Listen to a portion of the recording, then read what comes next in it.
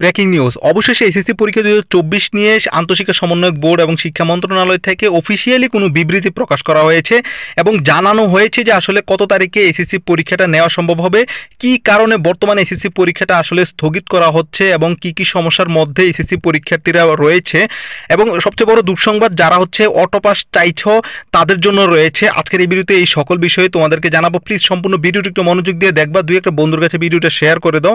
আমরা হচ্ছে এসএসসি পরীক্ষা 2024 নিয়ে কিছুক্ষণ আগে আমরা ফার্স্টে বলেছিলাম যে আজকে একটা হচ্ছে জরুরি মিটিং হবে এবং কি সারা বাংলাদেশ থেকে কি ধরনের ক্ষতি হয়েছে এসএসসি পরীক্ষার যাবতীয় সরঞ্জামাদি, প্রশ্ন, ওএমআর, তারপর হচ্ছে তোমাদের পরীক্ষার উত্তরপত্রগুলো, এই সকল হচ্ছে বিবৃতি অলরেডি হচ্ছে আন্তঃশিক্ষা সমন্বয়ক বোর্ডে চলে গেছে এবং আন্তঃশিক্ষা সমন্বয়ক বোর্ড সেই পরিপ্রেক্ষিতে আমাদেরকে যে তথ্য দিয়েছেন সেটা এই ভিডিওতে তোমাদেরকে জানাচ্ছি। এখানে দেখো, স্থগিত হয়ে যাওয়া এসএসসি ও সমান পরীক্ষা শুরু হতে কমপক্ষে 1 মাস সময় লাগবে বলে জানিয়েছেন শিক্ষা বোর্ডগুলো।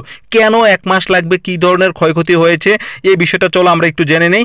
এখানে এসএসসি ও সমমানের প্রশ্ন বিভিন্ন থানা হেফাজতে থেকে পুড়ে যাওয়া এবং ফাঁস হয়ে যাওয়ায় নতুন করে প্রশ্ন তৈরি করে পরীক্ষা আয়োজন করবে শিক্ষা প্রশাসন, আর এজন্য কমপক্ষে 1 মাস সময় লাগবে বলে জানিয়েছেন আন্তঃশিক্ষা সমন্বয়ক বোর্ডের সভাপতি ও ঢাকা বোর্ডের চেয়ারম্যান অধ্যাপক তপন কুমার সরকার। আচ্ছা, তিনি বলেন, বেশ কিছু থানা হেফাজতে থাকা এসএসসির প্রশ্নগুলো পুড়ে ফেলা হয়েছে, বেশ কিছু জায়গায় প্রশ্ন অরক্ষিত অবস্থায় ছিল, তাই সেগুলো শিক্ষার্থীদের হাতে চলে গিয়েছে কি না তা বলা যাচ্ছে না।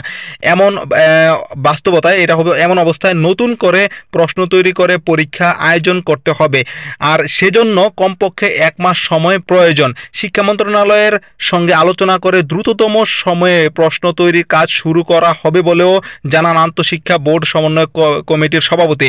কোটা সংস্কার আন্দোলনের কারণে এই সমস্যাটা হয়েছে, তাদের এখন হচ্ছে যে তোমাদের যে প্রশ্নগুলো রয়েছে এবং উত্তরগুলো রয়েছে সেগুলো কিন্তু পুড়ে গেছে, যার কারণে এই সমস্যাটা হচ্ছে। এখন প্রশ্ন তৈরি করা, বোর্ড রেডি করা, যাবতীয় সবকিছু আবার পুনরায় হচ্ছে সচল করার ক্ষেত্রে তারা হচ্ছে 1 মাস সময় চেয়েছেন। এই 1 মাসের মধ্যে তোমাদের হচ্ছে পরীক্ষাটা হবে, এটা হচ্ছে আন্তঃশিক্ষা সমন্বয়ক বোর্ড থেকে সেই বিষয়টা হচ্ছে আমাদেরকে জানিয়েছেন।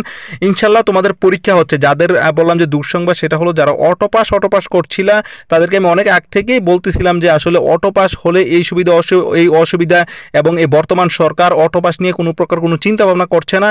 সো তোমরা যারা এখনো পর্যন্ত সময় নষ্ট করে যাচ্ছ, তোমরা পড়াশোনার দিকে মনোযোগ দেওয়া দরকার, কারণ পড়াশোনা কখনো বৃথা যাবে না। যদি পরীক্ষা নাও হয় সেক্ষেত্রে তোমাদের বিশ্ববিদ্যালয় ভর্তি, মেডিকেল ভর্তি, ইঞ্জিনিয়ারিং ভর্তির ক্ষেত্রে কাজে লাগবে, ভর্তি পরীক্ষার ক্ষেত্রে কাজে লাগবে।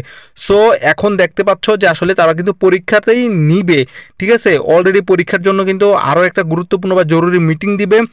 সেই মিটিংয়ে কিন্তু যাবতীয় সব কিছু নিয়ে আলোচনা করা হবে, কিভাবে পরীক্ষাটা হবে, এটার একটা রূপরেখা তৈরি করা হবে। দেখবা যে কিছুদিন পরে হচ্ছে রুটিনটা তৈরি করা হয়ে যাবে, যে এই রুটিন অনুযায়ী পরীক্ষা হবে।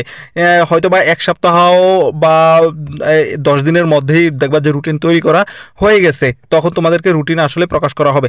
তো এই ছিল ভিডিওতে। যাই হোক, যদি কোনো আপডেট আসে পরবর্তীতে ইনশাল্লাহ তোমরা সবার আগে আমাদের চ্যানেল থেকে পাবা, সেজন্য অবশ্যই চ্যানেলটাকে সাবস্ক্রাইব করে রাখার জন্য অনুরোধ করছি। আমরা একদম পিওর যে নিউজগুলো সেগুলো দেওয়ার চেষ্টা করি, কোনো প্রকার কোনো উল্টাপাল্টা নিউজ আমরা আমাদের এই চ্যানেলে আপলোড করি না। সো আমাদেরকে ট্রাস্ট করে আমাদের চ্যানেলটি সাবস্ক্রাইব করে রাখার জন্য অনুরোধ করছি। সকলকে ধন্যবাদ। আসসালামু আলাইকুম।